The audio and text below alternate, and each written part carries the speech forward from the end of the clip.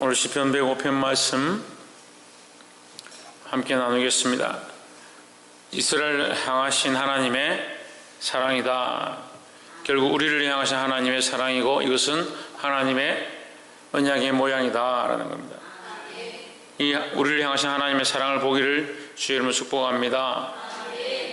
105편 1절에 여호와께 감사하며 그 이름을 불러 아뢰며 그 행사를 만민 중에 알게 할지어다. 자, 우리가 만민 중에 알게 하는 것, 만민 중에 선포하는 것, 다른 사람들이 듣도록 하는 것을 해야 되는데 누구를? 하나님을 자랑하고 하나님께 감사하고 하나님을 불러 아뢰는 것, 그것을 사람들에게 보여라 이 말이죠. 2절에 그에게 노래하며 그를 찬양하며 그 모든 기사를 말할지어다 했습니다. 하나님 하신 일을, 그의 기이한 일들을 말하라 하는 거죠. 세상이 교회를 비난하고 손가락질을 한다 하여도 우리는 여전히 하나님을 바라보고 나아가야 한다라는 겁니다.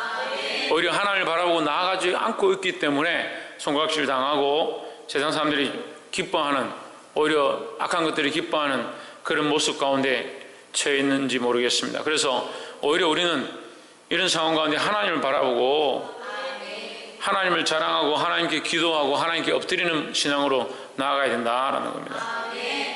3절에 그 성호를 자랑하라 했습니다. 그의 거룩한 이름을 자랑하라. 우리는 누굴 자랑하냐? 하나님을 자랑해야 한다는 겁니다.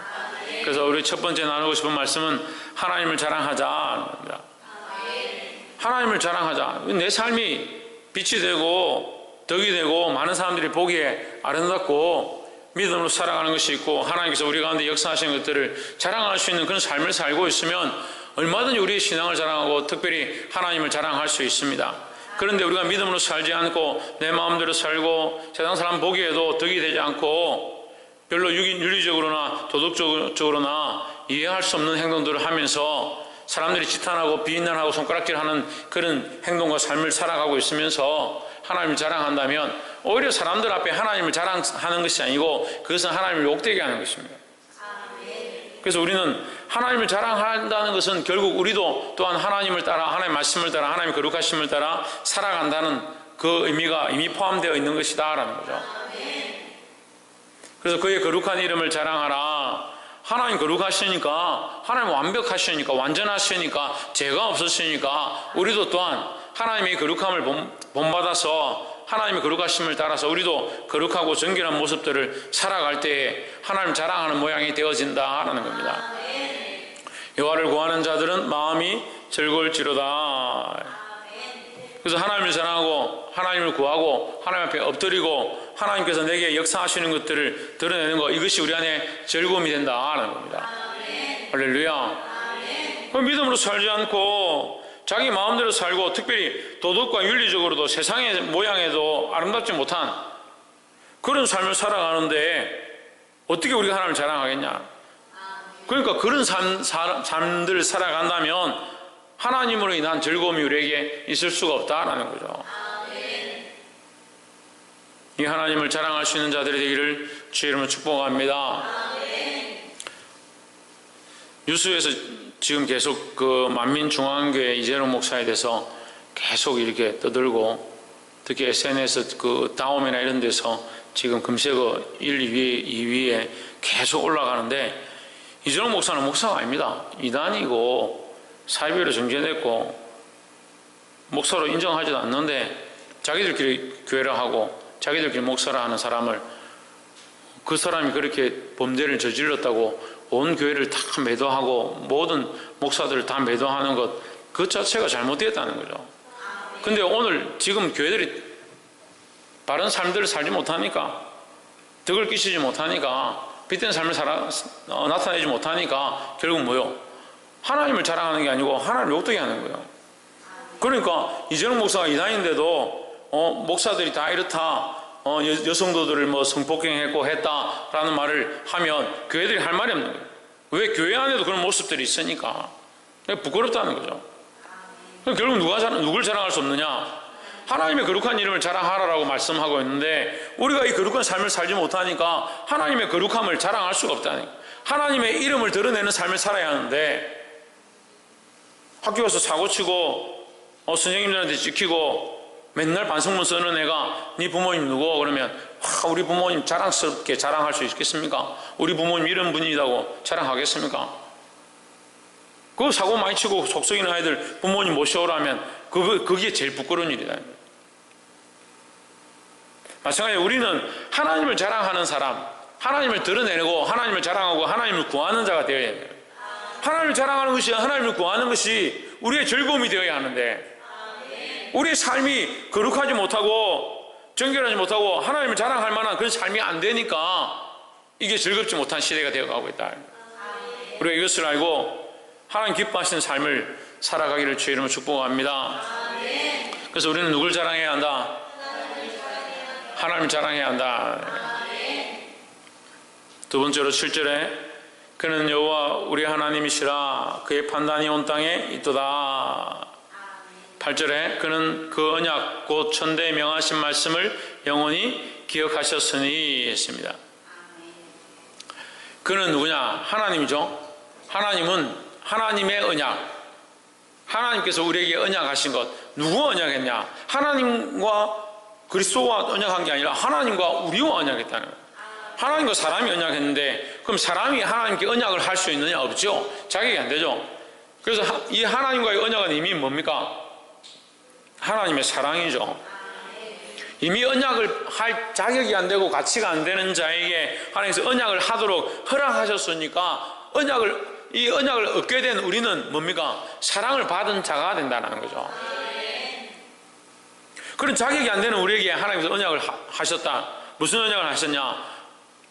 하나님은 우리의 하나님 되시고 우리는 그의 백성이 되는 하나님의 소유가 되어지는 이 언약을 하셨다라는 거죠. 그 하나님의 소유가 왜 됩니까? 이렇게 물을 수 있는데 하나님의 것이 된다는 것은 하나님이 책임지시고 하나님께서 인도하시고 하나님께서 보호하시고 하나님께서 영원토록 거하게 하시는 언약이 있다는 거죠. 할렐루야. 그 하나님께서 그 사랑으로 우리와 언약하게 하셨다는 거예요. 근데 그 언약을 어떻게 하냐? 곧 천대에 걸쳐 명령하신 말씀을 영원히 기억하셨으니 그 언약하신 말씀을 영원히 기억하셨으니 이렇게 하는 게 우리가 이해하기 쉽습니다. 하나님께서 그 언약을 우리는 잠시 기억하고 잊어버리고 이스라엘 백성은 잠시 기억하고 자기들 마음대로 살고 그렇게 했지만 하나님은 그것을 잊지 아니하시고 이것을 천대라는 것은 영원한 기간을 아주 오랜 기간을 얘기하는 거예요. 영원한 기간 동안 하나님은 뭘 잊어버리지 않는다? 우리와의 언약을 잊어버리지 않는다 하는 거죠. 9절에 이것은 아브라함에게 하신 언약이며 이삭에게 하신 맹세며 10절에 야곱에게 세우신 율례 곧 이스라엘에게 하신 영원한 언약이라 했습니다. 그래서 율례와 율법도 다 결국 언약의 한 모양이다. 네가 이렇게 살면 너에게 이런 복들을 허락할 것이라는 언약의 모양이라는 거죠. 그래서 우리는 또한 뭘 기억해야 되냐? 하나님을 자랑하고 두 번째는 하나님과의 언약을 기억해야 한다라는 겁니다. 하나님 우리와의 언약을 기억하고 있습니다. 우리가 하나님의 것인 줄 알고 있고 하나님의 백성인 줄 알고 있고 하나님 말씀대로 살아야 될 자들인 줄 알고 있습니다. 근데 문제는 뭡니까? 우리가 이 하나님의 말씀대로 안 살고 하나님의 언약을 지키지 않고 자기 마음대로 사는 겁니다. 그러니까 하나님과의 언약이 없고 뭐요? 자기만 살아요. 내 마음만 살고 내 생각만 살고 내 가치관만 여전히 살아있다는 거예요.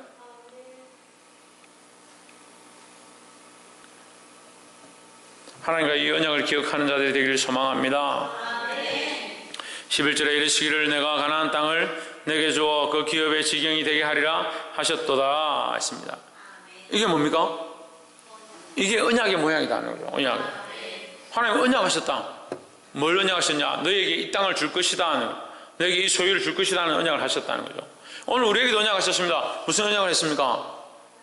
영원한 하나님 나라를 우리에게 기업으로 줄 것이다라는 언약을 했습니다. 그 하나님 나라와 그 나라에 들어가서 얻게 될 기업들을 사모해야 한다는 겁니다. 세 번째로 16절 그가 또 기근을 불러 그 땅에 임하게 하여 그 의리하는 양식을 다 끊으셨도다. 17절 한 사람을 앞서 보내셨으며 요셉이 종으로 팔렸도다 했습니다. 자, 여기 요셉이 나오는데요. 한 사람을 앞서 보내셨으며 이스라엘이 하나님의 말을 듣지 않으니까 하나님께서 기근을 오게 하고 이스라엘을 말이 듣지 않아서 그들에게 기근을 오게 하고 그들을 힘들게 했지만, 그렇다고 그들을 망하고자 하신 것이 아니라 그들을 살기 위해서 어떤 길을 내셨냐? 요셉이라는 통로를 내셨다는 거예요. 그 요셉을 바로의 땅에, 이집트 땅에 요셉을 보냈습니다. 먼저 팔려가게 했습니다. 팔려갔지만 그것은 하나님의 계획 가운데 있다는 거죠. 이스라엘 예수님은 십자가에 못 박혀 죽으셨습니다. 죽었지만 그것은 하나님의 계획 가운데 있다라는 거죠.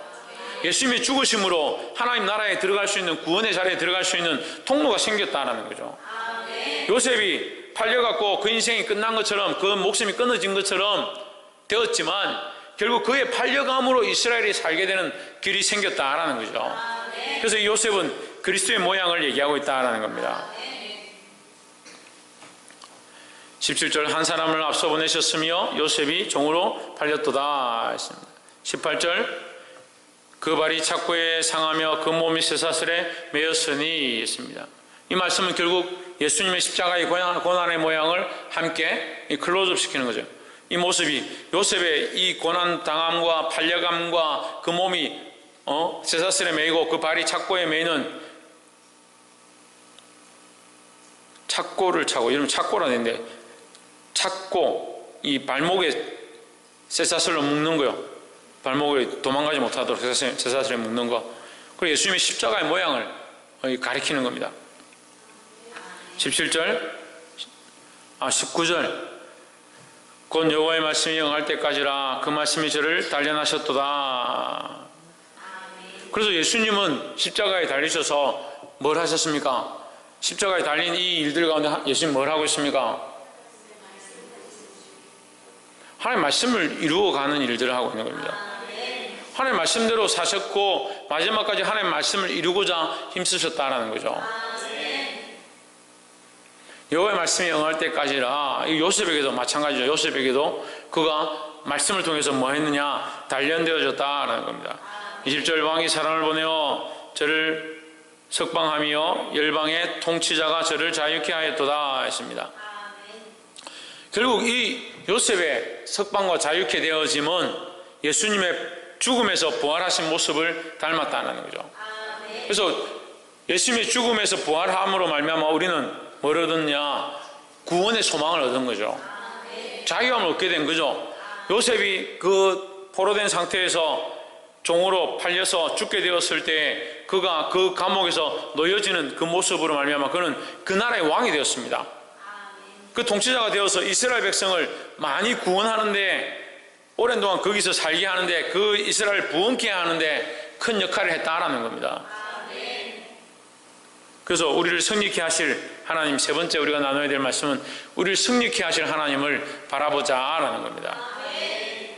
왜 하나님이 이 일을 하시겠습니까? 홍준호, 왜 하나님 이런 일을 하겠습니까? 우리를 왜 살리려 하겠습니까? 뭐라고? 우리를 왜 살리려 하겠습니까? 홍진우, 우리를 왜 살리려 하겠습니까?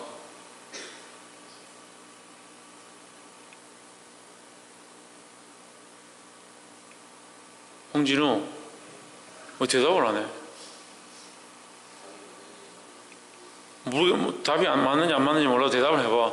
왜 우리를 살리려 하겠습니까? 그렇지. 맞는 답을 가지고 있으면 왜 대답을 안 하나? 하나님 우리를 사랑하시니까 살리려 하는 거예요. 하나님 우리를 사랑하시니까 살리려 하는 거예요. 하나님 우리를 사랑하시니까 살리려 하는 거예요. 이유가 따로 있는 게 아니에요. 무슨 이유가 필요합니까? 하나님 우리를 사랑하시기 때문에 그 언약을 지키려 하시고, 그 언약을 지키려 하시기 때문에 우리를 살리려 하시는 거예요. 하나님 왜 우리를 살리려 하십니까? 그 언약 때문에 우리를 살리려 하는 거예요. 그 언약은 왜 지어졌느냐? 하나님 사랑하시기 때문에 우리에게 언약을 주신 거예요. 그러니까 결국 하나님이 이 일을 하고 있는 것, 이 요셉을 통해서 이스라엘을 구원하시는 이 일은 결국 우리를 사랑하시는 하나님의 모양을 미리 보여주시는 거예요. 그 말씀을 통해서 이스라엘을 이렇게 구원하셨구나, 이스라엘을 이렇게 공고하셨구나, 요셉을 먼저 보내셨구나, 그래 했네. 나와 상관없는 것이 아니라 나에게도 똑같이, 내 인생에도 똑같이 하나님 내 앞서 가시고 나를 보호하시고 나의 삶 가운데 우리를 사랑하셔서 그 언약을 지키게 하시고 우리를 세상으로 떠나지 않도록 끝까지 보호하시고 돌아오게 하시는 것이 하나님의 마음이다라는 거예요. 이 하나님의 마음을 깨닫게 되기를 주의 이름으로 축복합니다. 24절에 보시면 23절, 24절 이에 이스라엘이 애굽에 들어가며 야곱이 함 땅에 객이 되었도다. 야곱이 이 애굽에 들어갔는데 애굽에 들어간 것 자체 당장 미래에 볼 때는 우리가 지금에서 볼 때는 애굽은 별로 좋지 않은데 왜 거기 들어갔느냐 이렇게 볼 수 있지만 이것은 잠시 동안 뭘 하는 것이냐. 24절에 여호와께서 그 백성을 크게 번성케 하사 그들의 대적보다 강하게 하셨으며 하십니다. 그 하나님께서 이스라엘이 이 광야 생활 가운데 이 어려운 시기 가운데 기근 가운데 굶주리고 죽어지고 숫자가 줄어들 것들을 걱정하시는 거예요. 그리고 그 백성들이 부흥케 하시고 번성케 하기 위해서 그들을 어디다 보내시냐? 애굽 땅에 들어가게 하시는 거예요. 그리고 애굽 땅에 들어가서 사니까 거기서 번성케 되어지죠. 번성케 하고 난 뒤에 그들을 어떻게 하냐? 다시 가나안 땅에 들어가게 하시는다. 결국 하나님은 왜 이 일들을 계획하시고 왜 이런 일들을 하고 있느냐? 하나님 사랑하시기 때문에. 하나님 우리를 사랑하시기 때문에. 옆에서 보시죠. 하나님은 우리를 사랑하십니다. 그래서 하나님 우리가 망하기를 원하는 것이 아니라 우리를 번성케 하기를 원하신다라는 겁니다. 이 하나님 말씀을 믿음으로 깨닫고 승리하기를 주의 이름으로 축복합니다. 말씀 맺겠습니다. 우리는 하나님을 자랑하는 삶을 살아야 합니다. 그런데 우리가 하나님을 자랑하려면 이 기성정결이 잘 정리가 되어 있습니다. 하나님 우리를 사랑하셔서 우리에게 언약을 베푸셨고 그 언약 가운데 우리를 버리지 않고 지금 어려움이 닥치고 환난이 있어도 하나님 결국 우리를 구원하시고 영원한 하나님 나라로 이끌어 가실 것이다. 이 기성정결이 되어 있으면 지금 이 어려워도 믿음으로 살 수 있고요. 지금 다른 유혹들이 있어도 내가 하나님 나를 사랑하시니까 내가 어떻게 이렇게 살겠느냐, 내가 어떻게 범죄하면 내 마음대로 살겠느냐, 이러한 깨달음들이 우리 삶에 정리가 되는 거예요. 그러니까 그렇게 살아가는 자, 하나님의 사랑을 기억하고 하나님의 말씀대로 살아가는 자, 그 언약을 기억하고 하나님께서 번성케 하시는 것들 가운데 번성함을 얻고 승리케 하시는 은혜 가운데 승리를 얻는 자들은 결국 누구를 자랑하느냐? 하나님을 자랑할 수 있는 거죠. 기승전결이 하나님의 은혜로 살아왔으면 아니까 하나님을 자랑할 수 있는 거죠. 그런데 삶을 자기 마음대로 살고 하나님의 사랑도 모르고 자기 욕심과 자기가 하고 싶은 것들에 이끌리면 결국 하나님을 자랑할 수 없는 거예요. 좀 잘 되면 자기 탓이고 잘 안 되면 하나님 탓이고. 이 정리가 안 돼. 그래서 모든 것이 하나님의 은혜고 하나님의 사랑으로 시작되었음을 잊지 않기를 주의 이름으로 축복합니다. 이 생각들을 바로 세워서 모든 삶 가운데 범사에 하나님을 자랑하고 하나님을 드러낼 수 있는 그런 빛된 삶으로 살기를 주의 이름으로 축복합니다. 기도하겠습니다.